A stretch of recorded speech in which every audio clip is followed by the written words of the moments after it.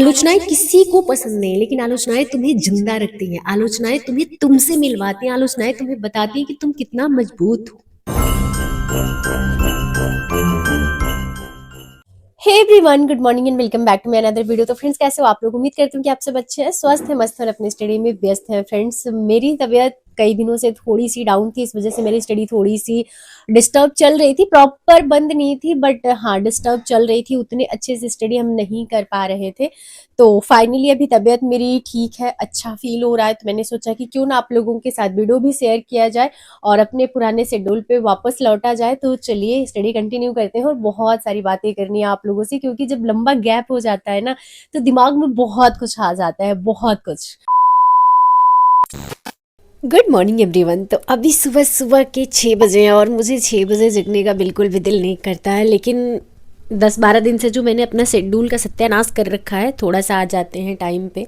तो अभी मैंने 1 कप ब्लैक कॉफ़ी बना ली है विदाउट शुगर, ताकि इसकी कड़वाहट से मेरी जो थोड़ी बहुत नींद बची है अभी ना जगने के बाद भी वो ख़त्म हो जाए। तो चलिए भाई, अभी सबसे पहले करंट अफेयर से स्टार्ट करते हैं, क्योंकि 9 तारीख के बाद से मैंने करंट अफेयर्स पढ़ा ही नहीं है और इतना लंबा गैप हो गया है कि जो पढ़ा था वो कितना रिकॉल कर पाऊँगी इस बात का भी अंदाज़ा नहीं है। स्टडी में यही प्रॉब्लम है, अगर किसी चीज़ के लिए बहुत लंबा गैप हो जाता है ना, चाहे हिस्ट्री हो, पॉलिटी हो, जियोग्राफी हो, कोई भी सब्जेक्ट हो, तो उसमें आपको प्रॉब्लम आनी ही आनी है। काफ़ी दिनों से मेरे स्टडी बेड पे ही हो रही थी ना, तो टेबल चेयर के साथ अभी उतना कंफर्टेबल फील नहीं हो रहा है, क्योंकि ठंड बाहर धूप है तो उतना नहीं महसूस होता है, लेकिन कमरे में अभी भी गलन है। तो पैर में भाई सॉक्स वॉक्स पहन के आराम से बैठते हैं स्टडी करने के लिए, ताकि कम से कम एक बैठे 1.5 से 2 घंटे की स्टडी कंप्लीट कर पाए। क्योंकि जिस तरीके से मैंने अपने पूरे शेड्यूल की धज्जियाँ उड़ाई है ना, एक बार वापस रेगुलर होने में 1 से 2 दिन का समय तो लगेगा। बार बार ट्रैवल करने की वजह से तबीयत मेरी थोड़ी सी डाउन हो गई थी, क्योंकि मौसम हमारे अनुकूल नहीं है। फिर भी मैंने अपनी स्टडी को पूरी तरीके से ब्रेक नहीं दिया था। तो अपनी सबसे बड़ा काम जो मैंने किया है ना, कि स्टडी के दौरान इतना समय मिल नहीं पाता है कि हम अपना एनालिसिस इतना अच्छे से करें कि एक एक्यूरेट नंबर निकल के आ जाए, लेकिन वो चीज़ मैंने क्लियरली फाइंड आउट कर लिया है। मुझे ऐसा लगा था कि आप लोगों को उस चीज़ से बहुत सपोर्ट मिलेगा, बहुत हेल्प मिलेगा, और जो फ्रेशर स्टूडेंट हैं बहुत ज़्यादा पैनिक कर जाते हैं 1-2 महीने की पढ़ाई में, उनको बहुत हिम्मत मिलेगी। बट मुझे ऐसे लगा कि अभी इस टाइम पे जो सबसे ज़्यादा प्रायोरिटी रखनी है वो खुद की स्टडी को रखनी है, क्योंकि बहुत लंबा टाइम मैं वेस्ट कर चुकी हूँ। तो अब मैं किसी स्ट्रेस की वजह से या किसी अदर लोगों की वजह से मैं अपनी पढ़ाई को अफेक्ट नहीं होने देना चाहती थी।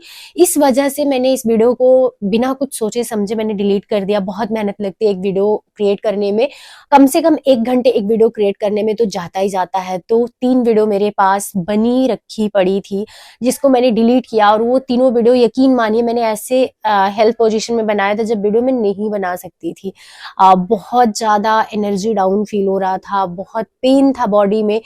उस कंडीशन में भी मैंने अपना एनालिसिस किया कि किस सब्जेक्ट में मैं कहाँ पे स्टैंड कर रही हूँ, क्या एक्यूरेसी मेरी आ रही है, कौन कौन सी गलतियां मैं कर रही हूँ, कितने क्वेश्चन अटेम्प्ट कर रही हूँ, उसमें कितने सही हो रहे हैं, कितने गलत हो रहे हैं। बहुत सारे स्टडी के बाद हमारी ये एक्यूरेसी जो मैं लिख पाई हूँ बोर्ड पे, क्योंकि आपके माइंड में ना एक क्लियर नंबर होना बहुत जरूरी है अपने प्रिपरेशन को लेके। तो जितना पॉसिबल हो सकता है मैं आप लोगों के साथ शेयर करने का पूरा पूरा प्रयास करती हूँ, और जो भी आप लोगों के साथ शेयर करती हूँ पूरी ईमानदारी के साथ शेयर करती हूँ। सोशल मीडिया के लिए मैं चाहती तो इस एक्यूरेसी, इस नंबर को बहुत बड़ा लिख सकती थी, जिससे आप लोग बहुत अट्रैक्ट हो जाओ, आप लोग मेरे साथ जुड़ जाओ, और मैं आप लोगों को कुछ भी बोल के अपना सोशल मीडिया करियर बुम कर सकती हूँ। बट ऐसा मैं बिल्कुल भी नहीं करती हूँ, पूरी ऑनेस्टी के साथ मैं नंबर शेयर करती हूँ अपने। केवीएस वाली वीडियो बहुत जल्द आ जाएगी, क्योंकि अब मैं फिजिकली फिट हो गई हूँ। तो अब अपने काम पे भी फुल एनर्जी के साथ वापस आ रही हूँ, और अपना जो पुराना शेड्यूल था उसको भी कंटिन्यू करूंगी। तो आप लोगों को मोस्टली मेरे लंच में चावल दाल ही देखने को मिलता है, बट कई दिनों बाद चावल दाल मैं खा रही हूँ, क्योंकि तबीयत नहीं सही रहने की वजह से अब मैं वीडियो नहीं बना रही थी। इस वजह से आप लोग नहीं देख पाए कि मैं लंच क्या कर रही थी। लेकिन रोटी रोटी खा के ऐसे लग रहा है ना, मेरी जुबान छिल गई है रोटी खाने की वजह से। रोटी मुझे बिल्कुल पसंद नहीं है, और ठंडी हो, गर्मी हो, जाड़ा हो, बरसात हो, कुछ भी हो भाई, मुझे चावल तो चाहिए ही अपने खाने में। तो अभी मेरा फाइनल लंच हो गया और कई दिनों बाद आज लंच करके बहुत अच्छा महसूस कर रही हूँ। तो अभी भाई चलते हैं वापस से करंट अफेयर्स पे मूव करते हैं। आज करंट अफेयर्स पे मैंने पूरा दिन स्पेंड किया है। आप कह सकते हो कि बहुत टाइम दिया है। जो चीज़ें पहले की पढ़ी थी उसको एक बार मैंने रिवाइज किया, जो मेरे शॉर्ट नोट्स थे उसको भी मैंने रिवाइज किया। और अभी ये ना जिन सर की मैं ऑनलाइन क्लास देखती हूँ उन्हीं की बुक है, मैंने फर्स्ट टाइम लिया है ये देखने के लिए कि उनके बुक में क्या क्या कंटेंट है। बाकी मेरा ऑल टाइम जो कह सकते हैं ना कि विश्वास है वो है घटना चक्र की मैगज़ीन पे, तो मैं उसी से कंप्लीट करती हूँ और उसी से आगे भी मैं कंप्लीट करूँगी। बट हाँ, मैगज़ीन अच्छी है, अगर आप लेना चाहते हो तो ले सकते हो। बट जिस हिसाब से क्वेश्चन मैच हुए हैं मुझे लगता है कि इससे 100 टाइम्स बेटर है घटना चक्र की मैगज़ीन, तो मैं उसी से कंप्लीट करूँगी। इस बुक से भी R O R O N T P C या फिर आपका U P P C S prelims में क्वेश्चन देखने को मिलता है, बट रेशियो थोड़ा कम है घटना चक्र की मैगजीन से। तो मेरा इंटेंशन ऐसा कुछ नहीं कि किसी की मैगजीन को डिफेम करना, तो आई एम सॉरी अगर कुछ चीज़ें ऐसा लगता है तो, क्योंकि वीडियो कौन कौन देखता है मुझे नहीं पता, तो इस वजह से मैंने अपनी क्लैरिटी दे दी है वीडियो में। बाकी आप जिस भी मैगजीन को पढ़ना चाहते हैं सारी मैगजीन अच्छी है, आप पढ़ सकते हैं। दोस्तों ये एक छोटी सी क्लिप हमारे उन भाई बहनों के लिए जो स्टडी के साथ साथ में कंटेंट क्रिएट करना चाहते हैं, ताकि उनके स्टडी से रिलेटेड जो भी खर्चे हैं वो खुद उठा सके, ताकि उनके पेरेंट्स पे बोझ कम आए। क्योंकि हम सरकारी नौकरी ही इसलिए पाना चाहते हैं कि हमारी गरीबी दूर हो सके। तो चलिए, कंटेंट क्रिएट करने के लिए क्या क्या चाहिए? आपके पास समय होना चाहिए, जिसकी बहुत किल्लत है हम लोगों के पास। हम लोग स्टडी के साथ साथ में कंटेंट क्रिएट करें तो अपनी नींद या अपनी बाकी चीजों को कम करना ही पड़ेगा। सेकेंड चीज पे आ जाते हैं, वो है एक अच्छी माइक होना चाहिए आपके पास, जिससे आपका वॉइस क्वालिटी बहुत अच्छा आ जाए। एक अच्छा कैमरा होना चाहिए, कैमरा नहीं है सब्स्टिट्यूट है ना, अपना फोन है। उसके बाद आता है कि आपके पास एक स्टैंड होना चाहिए, क्योंकि स्टडी करते करते वीडियो आपकी कौन शूट करेगा? आपके साथ कोई नहीं रहता है, आप अकेले रहते हो, कैमरा होल्ड करने वाला कोई नहीं है। तो उसके लिए एक स्टैंड तो चाहिए। अब उसी स्टैंड को रखने के लिए जगह भी आपके रूम में होना चाहिए, क्योंकि हम लोग रेंट पे रहते हैं और स्टूडेंट कोई फ्लैट तो अफोर्ड कर नहीं सकता है। अगर वो फ्लैट अफोर्ड करता तो वो क्यों वीडियो बनाना चाहता? उसके पास इतना तो पैसा होता कि वो अपने जो स्टडी के खर्चे है वो वहां से अफोर्ड कर सकता था, बट नहीं है। तो रूम की भी किल्लत है, रूम बहुत छोटा है। आप लोग फॉर एग्जाम्पल देख सकते हो, वो स्टैंड इतनी बार गिर के टूट चुका है, क्योंकि जगह कम है। जब मैं खाना वाना बना रही होती हूँ मेरे हाथ से लग जाता है और वो गिर जाता है, स्टैंड टूट चुका है, तो उसको मैंने बांध रखा है। ये रूम में वायर आप देख रहे हो, क्योंकि वीडियो की क्वालिटी अच्छी आए उसके लिए हमने लगा रखा है यहाँ पे एक छोटा सा बल्ब, जिसकी वजह से ये वायर जब मैं उठती हूँ तब मुझे हटाना पड़ता है। जैसे मैं बैठती हूँ यहाँ बेड पे या फिर टेबल पे बैठूंगी तो उसको वहां प्लग में लगाना पड़ता है। तो ये एक स्ट्रगल होता है स्टूडेंट का कंटेंट क्रिएशन के पीछे। बट अगर आप इतना कर सकते हो तो डेफिनेटली आप कंटेंट क्रिएट कर सकते हो और अपनी समस्याओं से निजात पा सकते हो। क्योंकि हर रोज किसी के अंडर में पार्ट टाइम जॉब करना ना बहुत टॉर्चर करने जैसा होता है खुद को। लोग आपको ना इंसान की तरह नहीं ट्रीट करते हैं। उनको बस ये होता है कि अगर आपको 5 से 6 हजार रुपए दे रहे हैं तो आपसे 50 हजार रुपए उन्हें कमाने होते हैं।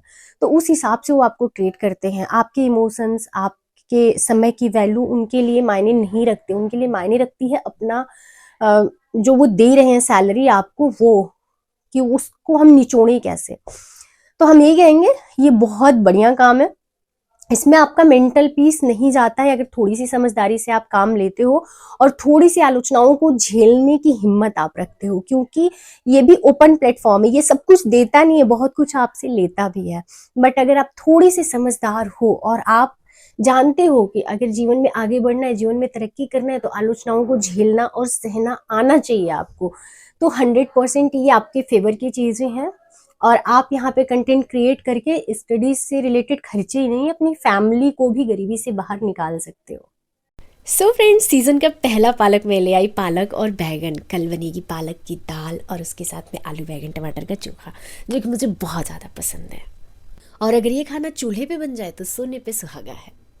तो भाई हाई कोर्ट के सिलेबस में क्या बदलाव होंगे ये बात तो मुझे नहीं पता है, बट हम अपनी स्टडी को कैसे चेंज कर रहे हैं, क्या क्या बदलाव कर रहे हैं और अपनी कमियों को कैसे फाइंड आउट करके उस पर काम कर रहे हैं, वो हम आप लोगों के साथ ज़रूर शेयर कर रहे हैं।